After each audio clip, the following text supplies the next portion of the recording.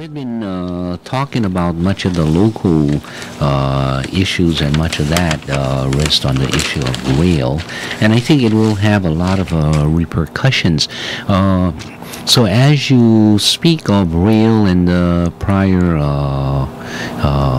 vote that had been taken, which was won by those supporters of rail, do you stop any further discussion and just go along with the fact that the vote had been taken and so we are committed to that direction? Or is it fair to open the question and ask about the fairness of the vote? When one gives one's consent, there's an implication that behind the consent was an informed consent. A consent gathered by lack of information or abuse of the information process, or in which a party had been defrauded into given the consent, really does not constitute anymore, for legal purposes, consent. And I think for ethical purposes one would also want to take a look. The question is, was the consent given through that vote that was conducted by the Hanneman administration informed consent? Was the public informed? If the public was not appropriately informed, then it would be ethically a violation to even suggest that there was an approval, there was consent given, because it was not given knowingly. So that raises the question, which is part of the lawsuit that Ben Cayetano and several others have brought in the federal courts to determine whether or not the information that is being given to the general public had been given in a timely way, so that you could not confirm or tie down consent given if it was not timely, which draws back into the discussion Mufi Hanneman and his representations and the campaign that he is raising, his concerns about the environment and caring for the environment, and other people are saying he's the worst one. What was that? Was it the Sierra Club who announced that it's a pile of rubbish that he's coming out about his concern for the environment? Other people are going along with the ads that he is putting out. Sometimes we don't question advertisements, and there's all these lies, this misinformation. Just recently on that news period, which is not really news, at the top of the hour on this radio station and many other radio stations where they purchase in packages what is supposedly the news, and most of it are commercials. There was one about federal employees, and they all take an oath to defend their country and to support the appropriateness of their country. Well, just in that, what we have in this morning's newspaper is a disclosure that is occurring with regards to the FDA tracking its critics in a very intense surveillance effort. The government of the United States, the great surveyor, it's like someone compared it to a vacuum cleaner sucking up all information that they can get on its citizenry. Well, in this particular case, the FDA said to be tracking 5 of its scientists from within the FDA, ended up expanding the search. The article that comes out of the New York Times, and it appears in this morning's paper at page A3. This is the Star Advertiser. And it says, a wide-ranging surveillance operation by the Food and Drug Administration against a group of its own scientists used an enemies list of sorts, as it secretly captured thousands of emails that the disgruntled scientists sent privately to members of Congress, lawyers, labor officials, journalists, and even President Barack Obama, previously undisclosed records show. What began as a narrow investigation into the possible leaking of confidential agency information by 5 scientists quickly grew to mid-2010 into a much broader campaign to counter outside critics of the agency's medical review process, according to the cache of more than 80,000 pages of computer documents generated by the surveillance effort. Moving to quell what one memorandum called the collaboration of the FDA's opponents, the surveillance operation identified 21 agency employees, congressional officials, outside medical researchers, and journalists thought to be working together to put out negative and, quote, defamatory information about the agency. FDA officials defended the surveillance operation, saying that the computer monitoring was linked to the 5 scientists suspected of leaking confidential information about the safety and design of medical devices.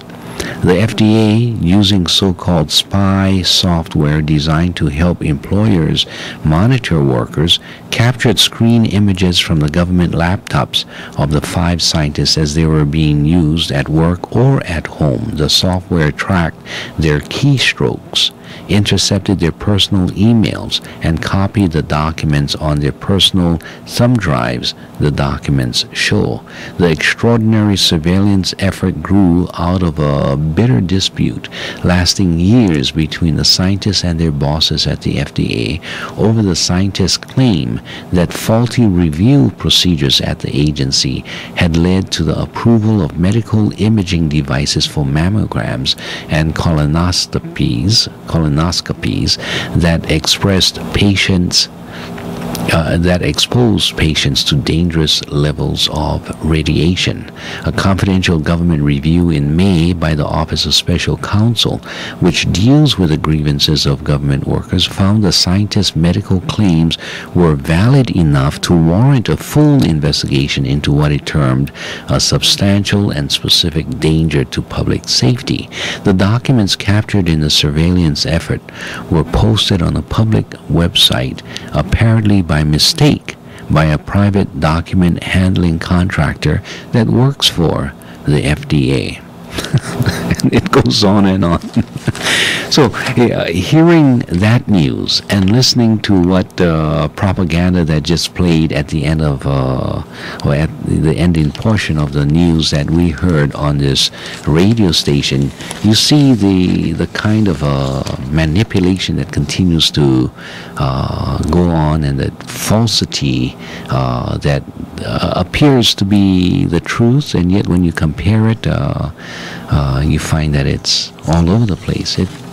It's funny, and yet it's so dangerous. On one hand, people are supporting whistleblowers against agencies that are so powerful, and there are federal laws protecting whistleblowers, and yet here, even within FDA, the kind of tracking, the kind of intervention into the privacy of people's lives and picking up on their communications, the system seems to be out of control. Yeah.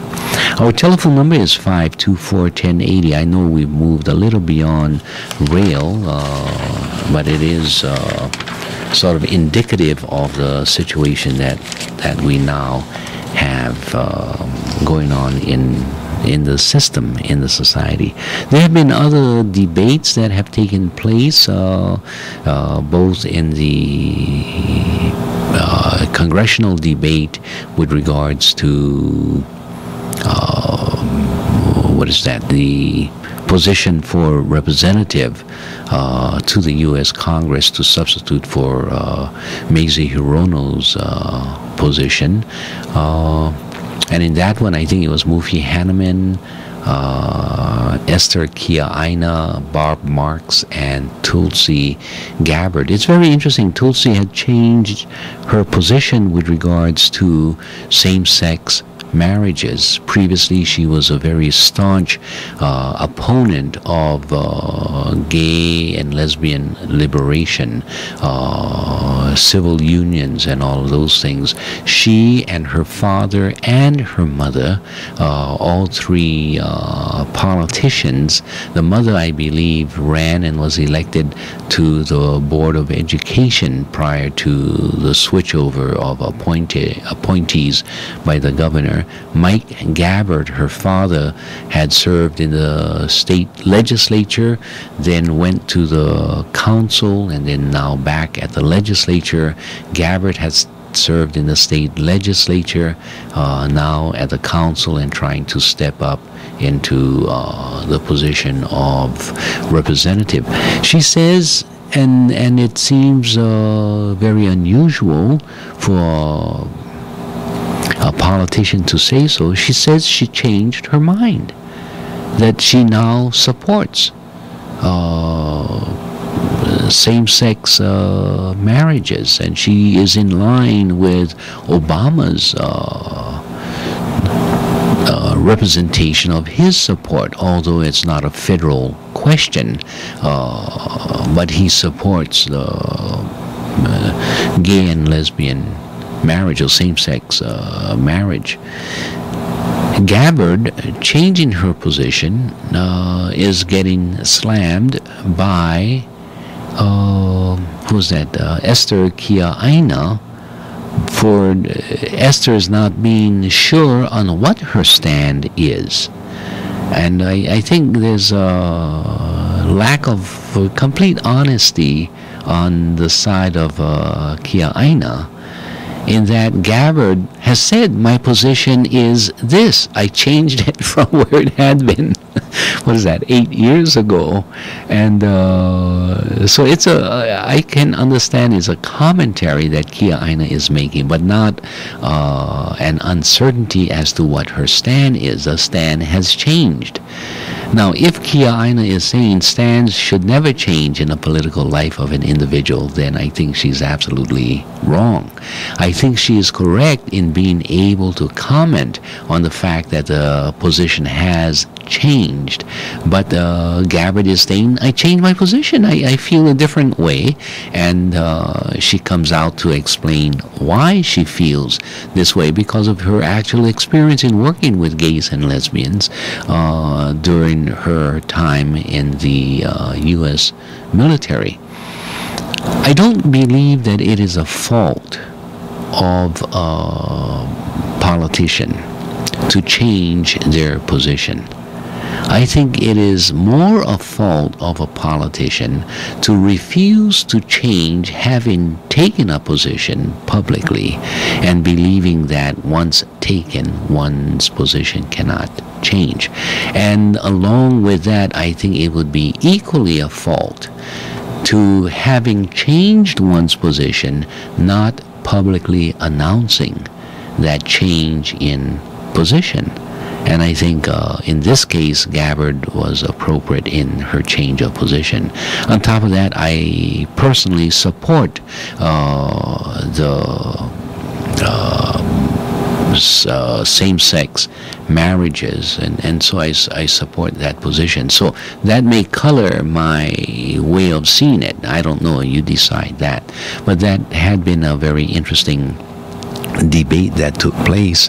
I had not watched the full debate, but I had understood that, and yet Cayetano did a very excellent job for herself in terms of going after the voting records and the presence of Gabbard. And I think it was partly Hanneman that she pointed out their failure to attend to their business while they were in various offices. So I thought that was a positive move that she had taken.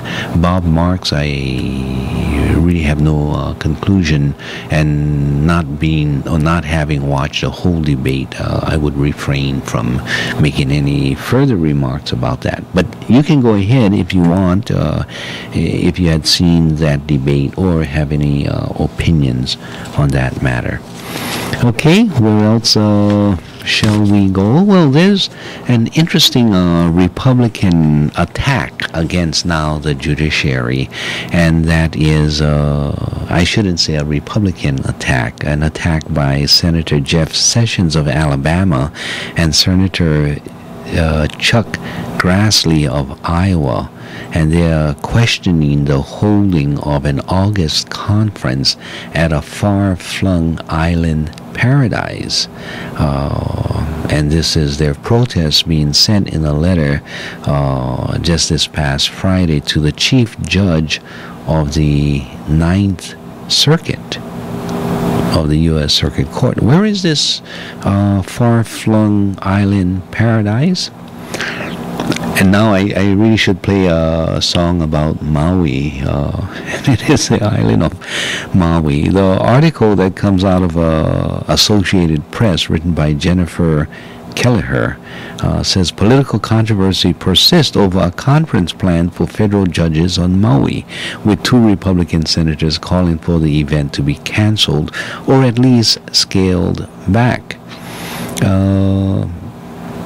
During this time of extraordinary debt and given the history of opulence, including repeated trips to the Hawaiian Islands, we believe you should cancel the $1 million conference. Their letter said, failing that, ample opportunities to scale back costs at this event and at future conferences remain. The conference also was held on Maui 2 years ago, in Honolulu in 2007, and on Kauai in 2003. It's also been held on Kauai in 1977 and 1983. In 1987 on Hawaii Island, and on Maui in 1991. So it's somewhat spaced over a number of years, maybe, what is that, 7 years apart. And then more recently, 2 years ago in 2007, so that would put it, 5 years ago. The court, one step below the Supreme Court, has said the gathering will be for serious business meetings and that the venue is within the circuit's jurisdiction. The court serves Alaska, Arizona, California, Hawaii, Idaho, Montana, Nevada, Oregon, and Washington, as well as Guam and the Northern Mariana Islands. Anyway, the court folks are saying no, they're going to continue with it. Chief Judge Alex Kozinski wrote to the senators last month that Maui was picked for its competitive room rates and cheaper travel costs because of the number of airlines serving Hawaii. He wrote that at $230 per night, the Hyatt Regency Maui Resort and Spa compares favorably with similarly sized hotels in Anchorage, Alaska, and Sun Valley, Idaho, as well as several California destinations. So they're going to hold it in Maui. Any comments? You're welcome to call. Our telephone number here is 524-1080. Let's go to our telephone caller. Aloha caller, welcome to the program. Hello? Yes, hello caller, you're on the air. Wow, hi, aloha. Hi, aloha. You coming in real weak? Oh, is that right? Okay. Yeah, yesterday I thought of your program again, and callers were also mentioning that you can hardly hear you. Yeah, on the telephone. How about on the radio? Is the radio's been okay. Okay. But I'm in Waimanalo, and the Marines are also monitoring. They're attacking Hawaii again. Yeah. Yeah. With the impact. Yeah. That's correct. Yeah, you've been invaded again. Yeah. I don't know if it. No, I can't say it again, I guess, because they never left it. They're still here. But now they have joined, they have invited everyone else to come and bombard areas of Hawaii. 22 nations. Yeah. Yeah? 22 nations. Anyway, you were mentioning about this rail thing, yeah? And, it seems to me, my humble opinion of what's going on seems to be that the Kepalo has created one contest. Yeah? Okay. And the contest is this: who can bullshit more than the next person or the next organization, yeah? Mm-hmm. Is it okay for... I'm sorry, I use kukai, but anyway. You have Obama's gang in Washington doing their thing, yeah? Okay. Then we have the rail people here doing their thing, yeah? And both programs, the people suffer, yeah? They got to pay for it. Yeah? Yeah. The Bulaya contest, huh? Okay. And you know, when you're a small kid, yeah? I don't know, maybe you would live a little different life than I did, but there was always one person, at least in your group, that used to lie a lot. And nobody believed them, but they liked them. You know what I mean? Yeah, okay. And it seems to be this is what's going on. The people stand for this. I mean, what I mean is, they applaud. It's almost like entertainment to them. And then they turn around, come in election day, and they vote them in. One of the things of recent, of course, with the rail, they showed the recent purchases of properties on this route, yeah? The route to, on the rail, yeah? Yeah. And one of which of these properties is labeled Banana Patch. Now, you and I have been around enough to know that Banana Patch was Ota Camp. Remember Ota Camp? A lot of chickens were running around there. Was that the case? Yeah, a lot of chickens, all kinds of different things, yeah. Okay. But this particular partial is 9,800 square feet, and it was valued at $40,000. And Hart paid these people $220-something thousand for that partial. Now, since this is a public project, yeah, I would think that all properties that are in this public way would be purchased under eminent domain. Yeah. Which basically is a reduced value for the welfare of the general public. Yep. Palipo, hold that thought, okay? I need to take a very quick break. We'll be right back, but don't hang up and just hang on to that thought. We'll be off for maybe a few seconds. Go ahead. Hang on.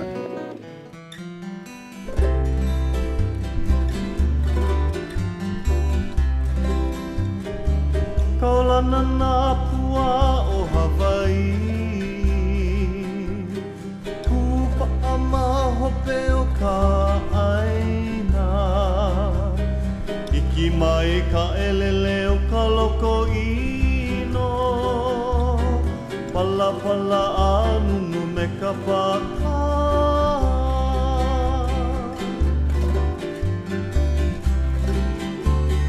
Pane mai Hawaii moku o ke ave,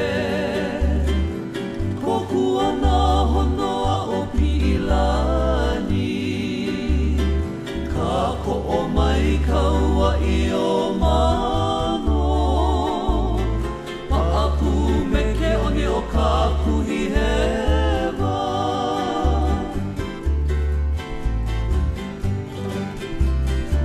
Aolea e kau I ka pulima, Maluna o ka pepa o ka enemi, Ho'ohui ai nā ku ai hewa, I ka pono sivila a o ke kanaka.